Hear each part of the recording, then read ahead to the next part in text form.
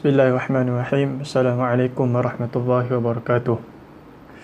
Alhamdulillahi rabbil alamin wa usalli wa usallimu ala ashrafil anbiya'i wa imamil mursalin habibina Muhammad ibn Abdullah wa ala alihi at-tayyibin wa ashabihi ghuril mayamin alaihi afdalus salati wa tamut taslim. Rabbi shrah li sadri wa yassir li amri wahlul 'uqdatam min lisani yafqahu qawli, amma ba'd. Alhamdulillah, kita bersyukur kepada Allah Ta'ala kerana kita dapat memulakan sesi pembacaan bagi suatu matan yang asas bagi ilmu tajwid, iaitu matan Tuhfatul Atfal wal Ghilman fi Tajwidil Quran, ataupun terjemahan pada tajuk ini ialah hadiah bagi anak-anak kecil dan budak-budak di dalam membahaskan ilmu tajwid Al-Quran, yang ditulis oleh Syekh Sulaiman bin Husain bin Muhammad Al-Jamzuri rahimahullah. Dan insyaAllah kita akan memulakan sesi pembacaan kita. Tetapi sebelum kita masuk kepada matan, terlebih dahulu kita patut mengenal apa itu tajwid, apa itu ilmu tajwid Al-Quran. Baik. Jadi insyaAllah dalam pengenalan ilmu tajwid, kita akan melihat beberapa aspek. Yang pertama sekali, ta'rif tajwid itu sendiri. Apakah yang dimaksudkan dengan tajwid. Yang kedua, topik perbincangan ilmu tajwid. Yang ketiga, hukum mempelajari ilmu tajwid. Yang keempat, matlamat ilmu tajwid. Yang kelima, penyusun dan sandaran ilmu tajwid. Dan yang terakhir, kelebihan dan faedah mempelajari ilmu tajwid. Baik. Kalimah tajwid, kalimah at-tajwid dari sudut bahasa, dia berasal daripada dua perkataan. Dia berasal daripada dua masdar. Masdar yang pertama ialah jawwada yujawwidu tajwidan di atas wazan taf'il. Jawwada yujawwidu tajwidan. Masdar yang kedua ialah jayyida yujayyidu tajwidan. Dan bila kita sebut tentang wazan taf'il membawa konotasi benda, sesuatu pengulangan sesuatu benda. Jadi kalimah at-tajwid dari sudut bahasa, dia asal daripada dua masdar. Jawwada mencantikkan, yang jawwada mencantikkan, yang jayyida mengelokkan, membaguskan.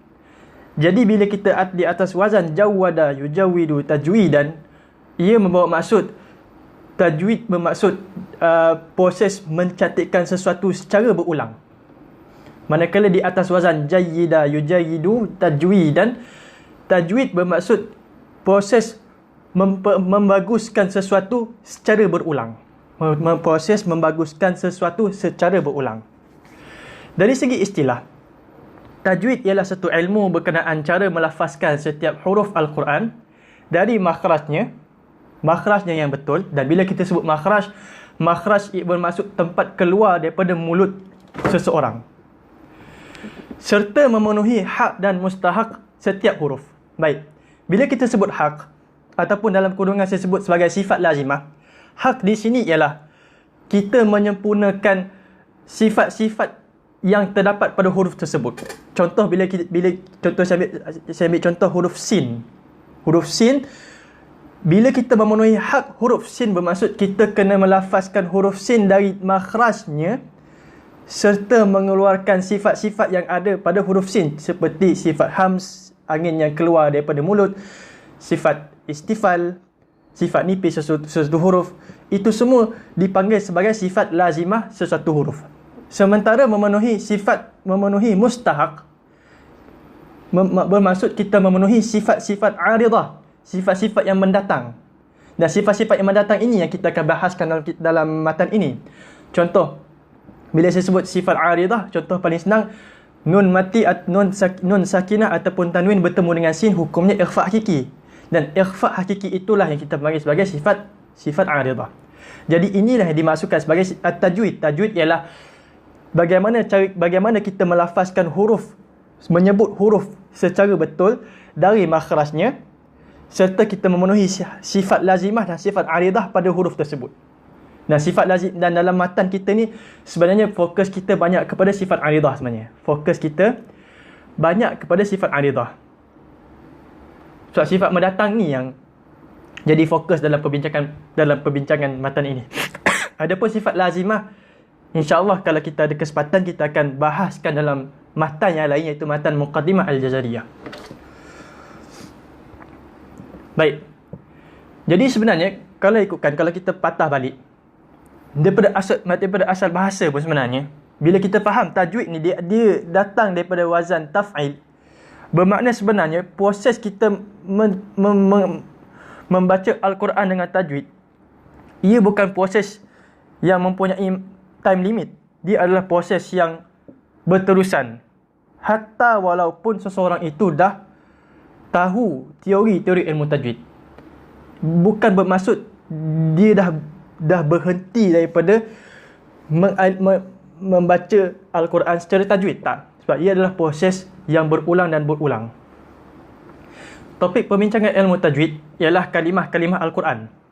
Iaitu seperti mana yang kita dah sebutkan dalam takrifan tadi, iaitu merujuk kepada bagaimana kita menyebut huruf-huruf dari makhrajnya dengan yang tepat. Dalam masa yang sama kita menyempurnakan sifat lazimah dan sifat aridah huruf tersebut. Baik. Ilmu tajwid terbagi pada dua bahagian. Bahagian yang pertama ialah tajwidul amali. Bahagian yang kedua ialah tajwidul ilmi. Dan setiap kedua-dua bahagian ini, hukum mempelajarinya tak sama. Hukum mempelajari setiap bahagian ilmu tajwid ini tak sama. Kita lihat pada tajwidul amali. Tajwidul amali, ataupun kalau nak senang amal ni, amal ni daripada kalimah amal kita praktikkan. Jadi tajwidul amali ni kalau terjemah kasar dia, tajwid praktikal. Baik. Ia merujuk kepada pembacaan ayat-ayat Al-Quran berserta tajwid sebagaimana yang ia diturunkan kepada Nabi kita Muhammad sallallahu alaihi wasallam. Dalam erti kata yang lain, tajwidul amali maksud dia bagaimana kita mempraktikkan tajwid ke dalam bacaan Al-Quran kita berdasarkan hukum-hukum dan kaedah ilmu tajwid. Ini maksud tajwidul amali. Pembacaan secara bertajwid ialah sifat kepada ayat-ayat Al-Quran yang menjadi wahyu Allah Subhanahu Wa Taala. Bermaksud membaca dengan tajwid ni bukan datang daripada kepala otak Nabi SAW, tak. Ia bukan datang daripada ijtihad Nabi. Ia juga bukan datang daripada ijtihad Jibril alaihi salam, tetapi ia adalah sifat kepada ayat-ayat Al-Quran yang memang ada ketika Allah turunkan wahyu tersebut. Itu sebenarnya bila kita sebut tentang membaca dengan tajwid, ia bukan datang daripada kepala otak manusia, tak. Ia datang sebagai sifat kepada ayat wahyu Allah itu sendiri. Dan untuk merealisasikan perkara ini, untuk kita boleh mempraktikkan tajwid secara praktikal, ia memerlukan kepada pembelajaran secara bertaraqi ataupun musyafahah, bimbingan daripada mulut ke mulut. Maksud dia musyafahah, talaqi musyafahah, guru sebut, kita sebut dan guru betulkan sebutan kita daripada guru yang berkelayakan. Dan berdasarkan mazhab Syafi'i rahimahullah, membaca ayat-ayat Al-Quran secara bertajwid yang mu'tabar di sisi ahli qiraat. Di sisi ahli qiraat, sebab sebenarnya kalau ikutkan bacaan kita ni, bacaan Al-Quran dia bukan satu qiraat saja. Kalau di Malaysia kita baca, yang kita baca ialah qiraat Hafs daripada Asim. Tetapi sebenarnya dalam ilmu qiraat, dia ada 10 imam-imam yang mu'tabar bacaannya yang diriwayatkan kepada kita. Dan yang kita baca ni hanyalah satu, ataupun sebenarnya daripada imam tersebut datangnya rawi-rawi yang meriwayatkan bacaan tersebut, menyebabkan daripada 10 menjadi 20 qiraat yang ada. Dan yang kita baca ni baru satu daripada 20 sahaja. Tapi kesemua ke-20 qiraat tersebut adalah mu'tabar di sisi ahli qiraat. Dan membaca ayat Al-Quran secara bertajwid yang mu'tabar adalah fardu ain. Fardu ain, wajib. Sebab apa? Sebab berdalilkan dengan dua benda. Dalil daripada ayat Al-Quran, Allah SWT berfirman, warattilil Qur'ana tartila. Warattilil Qur'ana, dan bacalah Al-Quran dengan secara tartil. Dan ulama-ulama tajwid mentafsirkan tartil di sini ialah membaca Al-Quran bertajwid. Membaca Al-Quran dengan tajwid. Bahkan sebenarnya apabila ditanyakan kepada Anas bin Malik radhiyallahu anhu, bagaimana cara bacaan Nabi SAW? Anas bin Malik menjawab, Nabi membaca Bismillahirrahmanirrahim. Nabi membaca Bismillah dengan panjang, Ar-Rahman dengan panjang, Ar-Rahim dengan panjang. Itu maksud membaca dengan tartil, iaitu membaca dengan tajwid. Yang mana kita patut panjangkan, kita panjangkan. Yang tempat mana kita patut dengungkan, kita dengungkan. Baik. Dalil yang kedua daripada Zaid bin Thabit radhiyallahu anhu. Rasulullah sallallahu alaihi wasallam bersabda, "Inna Allah Ta'ala yuhibbu ay yuqra'al Qur'anu kama unzila." Sesungguhnya Allah Subhanahu wa taala mencintai ay yuqra'al Qur'an, agar Al-Quran dibacakan kama unzila, sebagaimana ia diturunkan. Dan hadis ini diriwayatkan oleh Ibnu Khuzaimah. Dan maksud Allah mencintai Al-Quran dibacakan seperti mana ia diturunkan ialah kita membaca Al-Quran sebagaimana Jibril membacakan Al-Quran kepada Nabi SAW, dan sebagaimana Nabi SAW mengajarkan Al-Quran bacaannya kepada para sahabat dan seterusnya. Jadi sebenarnya kalau kita tengok tajwid praktikal, dia fardu ain hukumnya. Tajwid praktikal semua orang kena tahu. Semua orang kena tahu. Bahagian yang kedua ialah tajwidul ilmi. Tajwidul ilmi merujuk kepada pengetahuan mengenai ciri-ciri dan hukum hakam yang merangkumi pembacaan Al-Quran secara teori. Ataupun sebenarnya kalau kita nak terjemah tajwidul ilmi, ilmi ni ilmu ataupun teori. Tajwidul ilmi ni maksud dia teori ilmu tajwid. Teori ilmu tajwid. Ilmu ini yang mencorakkan segala penamaan istilah, susunan, ciri-ciri, martabat dan lain-lain yang berkaitan dengan pembacaan Al-Quran. Sebab tu sebenarnya kalau kita belajar tajwid, istilah izhar halqi, istilah iqlab, istilah idgham, semuanya itu adalah istilah-istilah yang datang apabila ilmu tajwid disusun. Asal istilah ni tak ada pun pada zaman Nabi SAW. Asalnya tak ada. Sebab apa? Sebab orang Arab tahu cara macam mana baca Al-Quran. Asal dia. Dan yang kedua, masih ramai lagi yang meriwayatkan bacaan-bacaan Al-Quran. Tapi oleh kerana apabila Islam telah meluas sampai ke negara-negara bukan Arab, menyebabkan sebenarnya generasi-generasi Islam yang lahir selepas itu mereka mempunyai bahasa Arab yang rosak. Mereka mempunyai bahasa Arab yang rosak. Jadi bila mana terdapat generasi-generasi muda, generasi-generasi baru yang tidak mempunyai bahasa Arab yang kukuh, maka ia berhajat kepada penyusunan ilmu tajwid untuk memudahkan terutamanya orang-orang bukan Arab untuk membaca Al-Quran sebagaimana yang diriwayatkan kepada mereka. Dan mempelajari ilmu tajwid secara teori ialah hukum dia fardu kifayah. Hukum dia fardu kifayah untuk belajar ilmu tajwid secara teori. Maknanya dalam satu kawasan, sekurang-kurangnya kena ada seorang yang tahu ilmu tajwid secara teori. Kena ada seorang, supaya yang seorang ni boleh ajar kepada yang lain bagaimana cara membacakan Al-Quran. Dalil dia berdasarkan firman Allah Subhanahu wa taala, "Falaula nafara min kulli firqatin minhum ta'ifah liyatafaqahu fid din." Mengapa sebahagian daripada setiap kelompok-kelompok ni, kenapa tak ada sebahagian daripada mereka setiap kelompok ni ada yang tak pergi untuk mendalami pengetahuan agama mereka. Jadi mempelajari ilmu tajwid secara teori ni dia hanya fardu kifayah. Tak perlu semua orang belajar. Tak perlu semua orang kena tahu. Sekurang-kurangnya kena ada seorang yang boleh ajar kepada orang lain. Maksudnya bila kita sebut fardu kifayah ni, yang seorang ni dia kena tahu ilmu tajwid secara teori supaya dia boleh membantu yang fardu ain tadi, supaya dia boleh bantu orang lain boleh membaca Al-Quran secara bertajwid. Itu sebenarnya dia kaitan dua bahagian ilmu ni, tajwidul ilmi dengan tajwidul amali. Seorang ni akan ajar orang lain untuk membaca Al-Quran secara praktikal. Gitu. Baik. Matlamat mempelajari ilmu tajwid ialah memelihara ataupun menjaga lidah kita daripada melakukan kesalahan-kesalahan ketika melafazkan kalimah Al-Quran. Dan kesalahan ini kita sebut di dalam istilah dia sebagai al-lahnu. Baik. Al-lahnu terbahagi kepada dua jenis. Baik. Yang pertama al-lahnul jali dan yang kedua al-lahnul khafi. Baik. Al-lahnul jali ialah kesalahan-kesalahan dalam membaca Al-Quran yang terjadi kepada lafaz baca ataupun sebutan sehingga kesalahan ini merosakkan bacaan kita. Sama ada kerosakan ini ataupun kesalahan ini mengubah makna bacaan kita ataupun tak.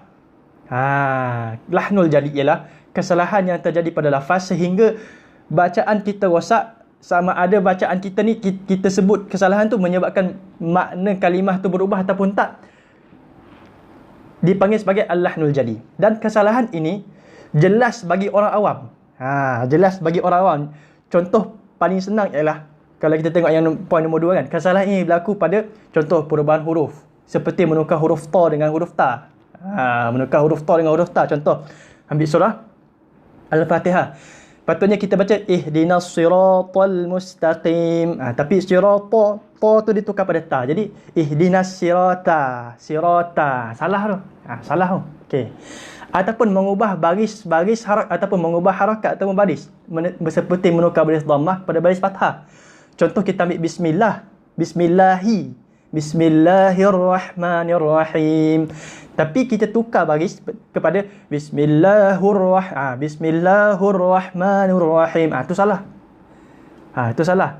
Jadi kedua-dua keadaan contoh ni dipanggil al-lahnul jali. Dan orang awam bila dengar tak payah orang yang pakar. Orang awam bila dengar pun dah tahu salah. Bila terjadi benda macam tu, yang ni dipanggil sebagai al-lahnul jali. Dan al-lahnul jali melakukan kesalahan bentuk al-lahnul jali ialah haram menurut kesepakatan para ulama. Haram menurut kesepakatan para ulama. Sementara kesalahan yang kedua al-lahnul khafi ialah kesalahan yang berlaku pada lafaz sehingga ia merosakkan keindahan bacaan. Dia kesalahan yang berlaku tapi dia tak merosakkan bacaan secara keseluruhan. Dia hanya merosakkan keindahan bacaan tapi tak ubah makna. Dia tak ubah bacaan, dia tak merosakkan bacaan tu secara keseluruhan. Okey. Untuk kesalahan macam ni, biasa dia kesalahan ni berlaku ketika contoh meninggalkan ataupun melebihkan gunnah, melebihkan dengung, tinggal ataupun lebihkan dengung. Contoh. Meninggalkan gunnah. Innallaha yuhibbut tawwabin wa yuhibbul mutatahhirin. Kalau ditinggalkan gunnah, innallaha yuhibbul macam tu. Ataupun melebihkan gunnah, dilebihkan gunnah lebih daripada harakat yang disepakati. Lebih daripada 4 harakat. Yang ni al-lahnul khafi. Ataupun mengubah kadar harakat mad. Contoh ambil Al-Fatihah lagi lah kan. Bismillahirrahmanirrahim. Ar-Rahim. Yang akhir tu ya sebelum mim kan, dipanggil mad arid li sukun. Dan mad arid sukun kadar harakat dia 2, 4, 6. Tapi bila kita mengubah kadar harakat, sama ada kita pendek kurang daripada 1 ataupun lebih daripada 6. Baca lebih daripada yang disuruh. Ataupun pada sebahagian hukum-hukum tajwid, contoh sepatutnya idgham ma'al gunnah, dia kena gunnahkan, tapi dia tak gunnahkan. Contoh tanwin bertemu mim, dia tak gunnahkan, sedangkan situ kena dengungan. Yang ni kesalahan macam ni kita panggil al-lahnul khafi. Al-lahnul khafi, dia tak merosakkan bacaan tapi hanya sekadar merosakkan keindahan bacaan. Macam al-lahnul jali, benda ni kalau baca dalam solat, terutama Al-Fatihah, batal. Sebab kita dah mengubah, sama ada kita ubah huruf atau mengubah harakat, kedua-duanya kita merosakkan bacaan. Tak kisah kita ubah makna ataupun tak. Kalau al-lahnul jali kita baca dalam solat, terutama Al-Fatihah, batal. Tapi kalau al-lahnul khafi kita baca dalam solat, dan kita melakukan kesalahan al-lahnul khafi, solat tu tak batal. Cuma merosakkan keindahan bacaan. Baik. untuk al-lahnul khafi, hukum dia, untuk al-lahnul khafi, ada khilaf pada hukumnya. Sebahagian qurra' berpandangan bahawa melakukan kesalahan al-lahnul khafi, hukum dia makruh. Sebab ia merosakkan kemuliaan bacaan. Dia merosakkan kemuliaan bacaan. Sebab tu sebagai ulama menganggap melakukan al-lahnul khafi, hukum dia makruh. Dia tak sampai haram sebab dia tak rosakkan bacaan. Dia tak rosakkan, dia tak ubah makna. Dia tak ubah makna. Tapi sekadar merosakkan keindahan bacaan je. Jadi macam pelik sikit.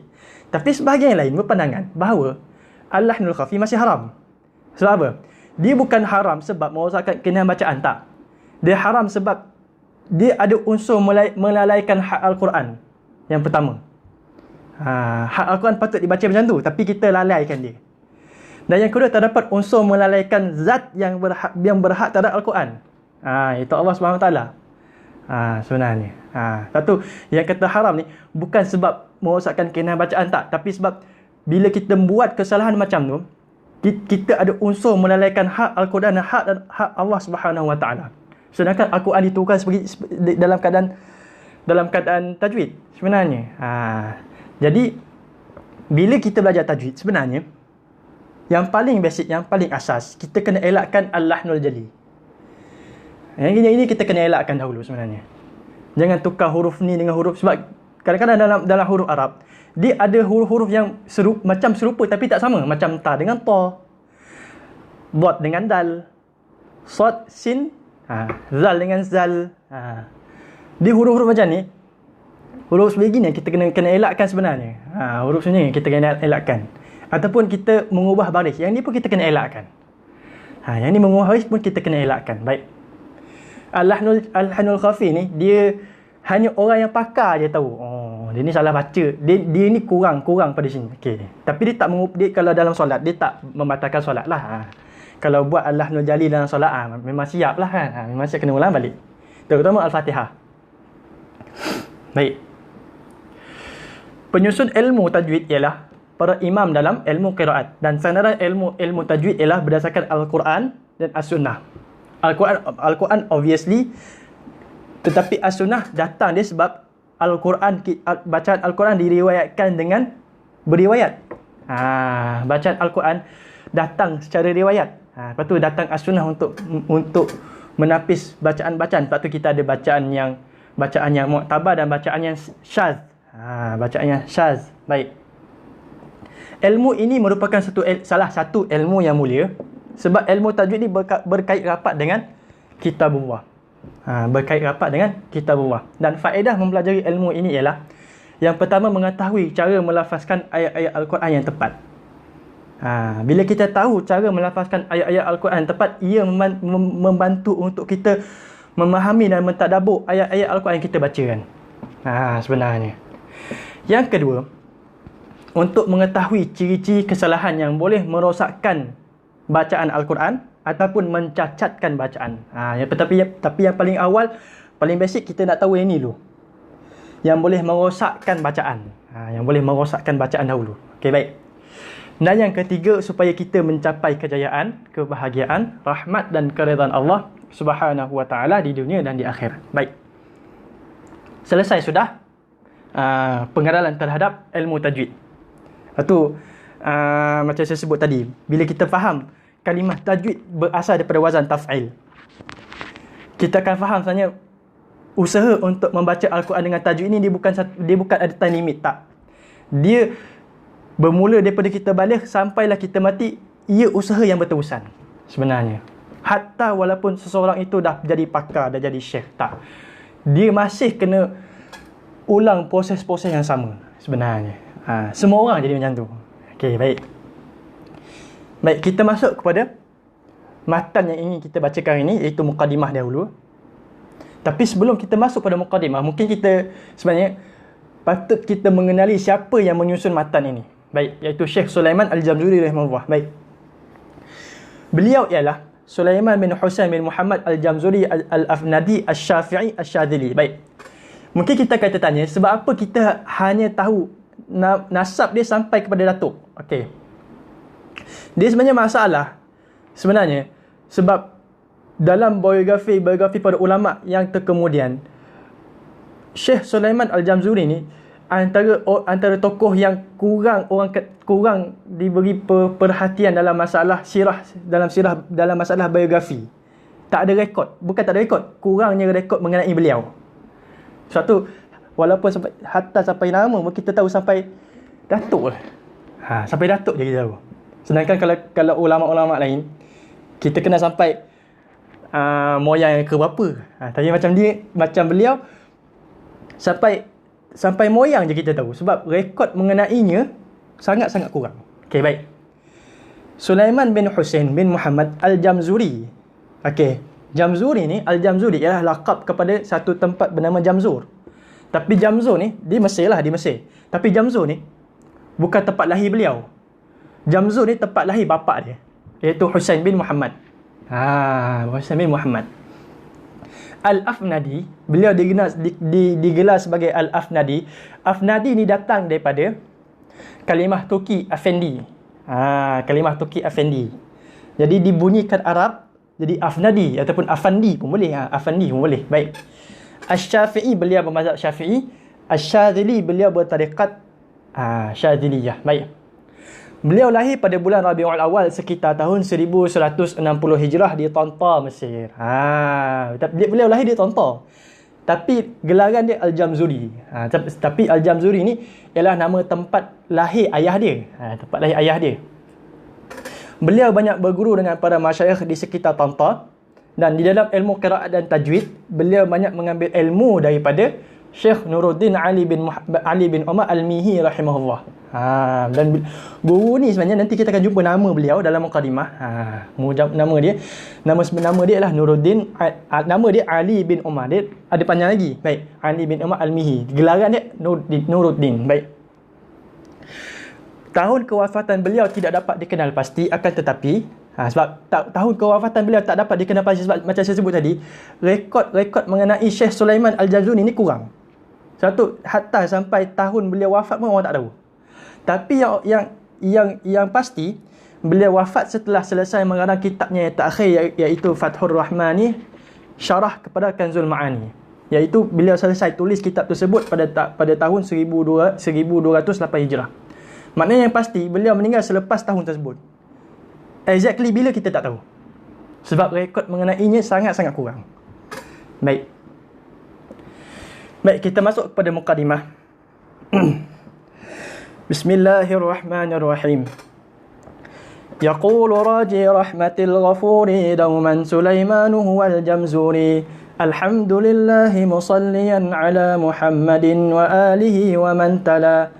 وبعد هذا النظم للمريد في النون والتنوين والمدود سميته بتحفة الأطفال عن شيخنا المهي ذي الكمال أرجو به أن ينفع الطلاب والأجر والقبول والثواب. Baik. Jadi pengarang rahimahullah memulakan nazam dia ataupun syair dia dengan Bismillahirrahmanirrahim, Al-Basmalah. Al-Basmalah. Beliau mulakan dengan Bismillah, dengan menyebutkan Bismillah ataupun menuliskan Bismillahirrahmanirrahim. Baik. Sebenarnya menjadi tradisi pada ulama untuk memulakan karangan mereka dengan Bismillahirrahmanirrahim. Sebenarnya sebab mereka mengikut kepada bagaimana Allah Subhanahu wa taala memulakan Al-Quran dengan Bismillahirrahmanirrahim. Allah Subhanahu wa taala memulakan Al-Quran dengan lafaz Bismillahirrahmanirrahim. Begitu juga dengan Nabi SAW. Apabila Nabi SAW mengirimkan surat, terutamanya surat kepada pemerintah-pemerintah di sekitar Arab Saudi, di sekitar Jaziratul Arab, terutama kepada Parsi, kepada Rom. Dalam surat baginda akan mulakan dengan Bismillahirrahmanirrahim sebenarnya. Bismillahirrahmanirrahim. Dan juga amalan ini berdasarkan kepada satu hadis Nabi SAW. Sesiapa yang tak memulakan sesuatu dengan Bismillahirrahmanirrahim, maka amalan tersebut terputus amalan dia ataupun tak diberkati. Jadi di atas tiga sandaran inilah para ulama memulakan penulisan mereka dengan Bismillahirrahmanirrahim. Baik. Yaqulu raji rahmatil ghafuri dauman Sulaimanu huwal jamzuri. Baik. Yaqulu raji telah berkata orang yang mengharapkan rahmatil ghafuri, belas kasihan sang al-ghafur, al-ghafur, belas kasih, rahmatil ghafuri, belas kasihan yang maha pengampun. Rahmatil ghafuri, bila sebut macam tu, sebenarnya dua benda yang diminta. Satu, rahmat Allah Subhanahu Wa Taala dan keampunan Allah Subhanahu Wa Taala. Walaupun nampak macam kita gabungkan ni kan, belas kasihan sang maha pengampun, tapi sebenarnya beliau minta dua benda, rahmat Allah Subhanahu Wa Taala dan keampunan Allah Subhanahu Wa Taala. Baik. Dauman, sentiasalah dia mengharapkan belas kasihan dan keampunan Allah. Siapa dia? Sulaiman huwal jamzuri. Sulaiman dialah yang dikenali sebagai Al-Jamzuri. Dan kita sebutkan tadi, Al-Jamzuri ini ialah laqab, gelaran kepada satu tempat kawasan di Mesir, iaitu Jamzur. Dan Jamzur merupakan tempat kelahiran ayah pada Syekh Sulaiman Al-Jamzuri, iaitu Husain bin Muhammad Al-Jamzuri. Baik. Alhamdulillahi musalliyan ala Muhammadin wa alihi wa man tala. Baik. Alhamdulillah, segala puji bagi Allah. Musalliyan ala, Allah yang melimpahkan selawat ke atas siapa? Muhammad sallallahu alaihi wasallam. Wa alihi wa man tala. Dan juga ke atas ahli keluarga baginda, dan wa man tala, sesiapa yang mengikuti. Baik. Dua benda. Syekh Sulaiman Al-Jamzuri juga memulakan nazam dia dengan Alhamdulillah. Alhamdulillah. Baik. Ini pun sebenarnya di antara tradisi para ulama, selepas memulakan penulisan dengan bismillah, mereka akan menyebut puji-pujian kepada Allah Subhanahu Wa Taala. Ini pun sebenarnya bersandarkan kepada bagaimana Allah Subhanahu Wa Taala membuka Al-Quranul Karim. Selepas Bismillahirrahmanirrahim, kalau kita tengok Al-Fatihah, surah yang pertama sekali Al-Quran, apa dia? Surah Al-Fatihah. Awal-awal sekali surah Al-Fatihah apa? Bismillahirrahmanirrahim. Kemudian Alhamdulillahirabbil alamin. Allah mulakan kitab tersebut dengan puji-pujian. Di atas saudara, inilah sebenarnya para ulama selepas menulis Bismillahirrahmanirrahim, mereka akan tulis tentang puji-pujian kepada Allah Subhanahu Wa Taala. Baik. Alhamdulillah, segala puji hanya bagi Allah Subhanahu Wa Taala, musalliyan, yang melimpahkan selawat ke atas Rasulullah sallallahu alaihi wasallam, Muhammad sallallahu alaihi wasallam, serta ke atas ahli keluarga baginda dan sesiapa yang mengikuti. Waman tala. Okey, waman tala, kalimah waman tala kita boleh faham daripada dua maksud. Yang pertama, sesiapa yang membaca Al-Quran. Waman tala yatslu tilawatan. Tala yatslu tilawatan. Sesiapa yang membaca Al-Quran. Itu maksud waman tala yang pertama. Maksud waman tala yang kedua ialah sesiapa yang mengikuti Nabi dan para sahabat. Sebab tala yatslu tilawatan, tilawah maksud dia ittiba'. Tilawah maksud dia ittiba'. Jadi maksud waman tala yang kedua ialah Allah limpahkan selawat, selepas Allah limpahkan selawat kepada Rasulullah, ahli keluarga baginda, juga ke atas orang-orang yang mengikuti baginda dan para sahabat. Jadi itu maksud waman tala. Dua maksud. Wa ba'du hadha an-nazmu lil muridi fi an-nuni wat tanwini wal mududi. Baik, wa ba'du, dan sesudah itu, hadha an-nazmu, ini adalah nazam ataupun nazam dalam nazam bahasa Arab. Syair pun bahasa Arab.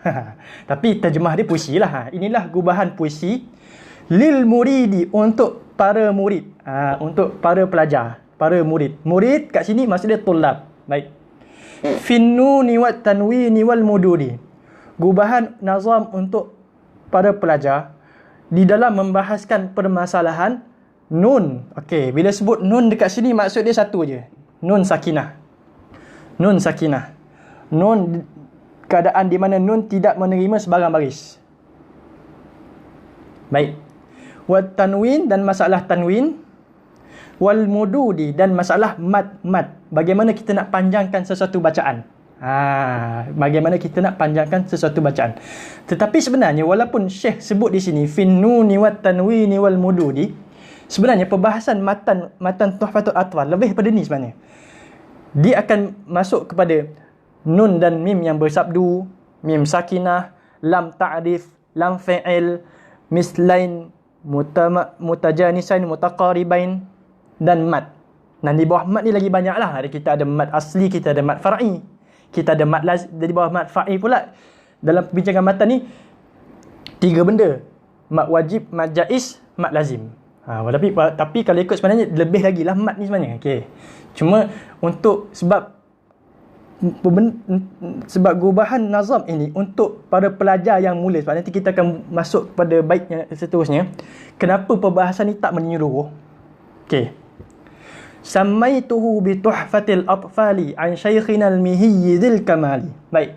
Samaituhu, aku namakan dia, nazam ini, maksud dia tu maksud dia nazam, merujuk pada nazam, dengan judul Tuhfatil Atfal. Baik. Tuhfatil Atfal. Tuhfah maksudnya hadiah. Al-Atfal, anak-anak kecil. Samaituhu bi Tuhfatil Atfali, aku judulkan nazam ini dengan judul hadiah bagi anak-anak kecil. Daripada penamaan nazam ini kita nampak sebenarnya Syekh Sulaiman Al-Jamzuri rahimahullah tujukan penulisan matan ini kepada orang yang baru mula-mula mempelajari Al-Quran, ilmu tajwid Al-Quran. Sebab biasa dia kalau di Arab, yalah, anak-anak kecil mesti akan diajar Al-Quran. Dan untuk memudahkan mereka boleh belajar Al-Quran, kena diajar ilmu tajwid. Baru mereka tahu sebutan yang betul. Walaupun disebut anak kecil, tapi sebenarnya atfal di sini bukan sekadar anak kecil yang literal ni anak kecil, tak. Maksud atfal di sini juga ialah orang-orang yang baru memulakan pelajaran mengenai Al-Quran. Baik. An Syaikhina al-Mihiyyi dzil Kamali, yang aku nukilkan daripada guru kami Al-Mihi. Al-Mihi yang saya sebutkan tadi, guru beliau Nuruddin Ali bin Umar Al-Mihi rahimahullah. Syekh Nuruddin Al-Mihi, beliau banyak mengajar di sekitar wilayah Al-Azhar. Dan di antara anak muridnya ialah Syekh Sulaiman Al-Jamzuri rahimahullah. An Syaikhina al-Mihiyyi dzil Kamali, yang aku nukilkan daripada guru kami Al-Mihi dzil Kamali, yang memiliki kesempurnaan. Okey, yang ni kita kena jaga sikit. Kena jaga sikit. Mungkin orang akan ingat, kenapa Syekh Sulaiman angkat guru beliau ada kesempurnaan macam angkat Allah? Tak, kalau kita baca syarah dia, sebab Syekh Jamzuri ada tulis satu kitab yang menghuraikan nazam ini, namanya Fathul Aqfal. Dalam Fathul Aqfal Syekh dah sebut, beliau tak angkat, beliau sebenarnya nak Zil Kamali ni, Zil Kamal merupakan satu sanjungan beliau terhadap gurunya. Satu sanjungan sahaja. Beliau tak sama sekali angkat Al-Mihi ni sama macam Allah SWT sebenarnya. Walaupun kita faham tak sebenarnya. Sebab macam saya sebut, kalau kita tengok biodata tadi, Syekh Sulaiman Al-Jamzuri ni bertarikat Syazili. Syekh Sulaiman Al-Jamzuri bertarikat Syazili. Dan kita faham dalam setiap tarikat, kedudukan guru bagi para murid special sebenarnya. Pun kita faham kenapa Syekh Sulaiman menulis macam ni. Kita kena faham, satu, beliau dah jelaskan ia hanya sekadar sanjungan kepada Al-Mihi. Dan yang kedua, kita faham kedudukan guru bagi seorang murid sangat-sangat special di dalam satu tarikat. Sebab tu ditulis macam tu, sebab tu tulis macam ni. Okey, baik. Arju bihi ay yanfa'at tullaba wal ajra wal qabula was thawaba. Baik. Arju bihi, aku berharap dengan ini. Aku berharap bahawa nazam ini, puisi syair ini, ay yanfa'at tullaba, dapat memberikan manfaat kepada para penuntut, wal ajra wal qabula was thawaba, serta nazam ini, dengan nazam ini aku berharap aku mendapat ajra, balasan, qabul, penerimaan, dan sawab, ganjaran daripada Allah Subhanahu wa taala. Baik. Jadi kalau kita tengok overview bagi matan Tuhfatul Atfal, walaupun tadi Syekh sebut nun, tanwin dan mudud dan mad, tapi sebenarnya perbahasan dia lebih. Dia ada benda yang saya boleh simpulkan. Yang pertama, nun sakinah dan tanwin. Yang kedua, kita akan lihat pada nun dan mim yang bertasydid, yang bersabdu. Nah, dia ada hukum special. Baik. Yang ketiga, mim sakinah. Mim sakinah. Yang keempat, lam sukun dalam keadaan lam tu di dalam kalimah ma'rifah dan lam fi'il. Ni yang keempat. Yang kelima, kita akan lihat perbahasan mislain, mutaqariban dan mutajanisain. Dan yang keenam, kita akan lihat terakhir sekali, tapi bahagian paling panjang sekali sebenarnya, mat. Ni paling panjang sekali dalam matan ini sebenarnya. Sampai tiga bab mengenai mat sahaja. 3 bab mengenai mat sahaja. Baik. Jadi insya-Allah kita akan sambung sesi pembacaan kita pada video akan datang, dan insya-Allah pada video akan datang kita akan masuk pada ahkamun nunis sakinati wat tanwin, hukum hakam mengenai nun sakinah dan tanwin. Baik. Subhanakallahumma bihamdika asyhadu an la ilaha illa anta astaghfiruka wa atubu ilaik. Wa sallallahu ala nabiyyina Muhammad walhamdulillahi wa ala alihi wa sahbihi ajma'in walhamdulillahi rabbil alamin. Wassalamu alaikum warahmatullahi wabarakatuh.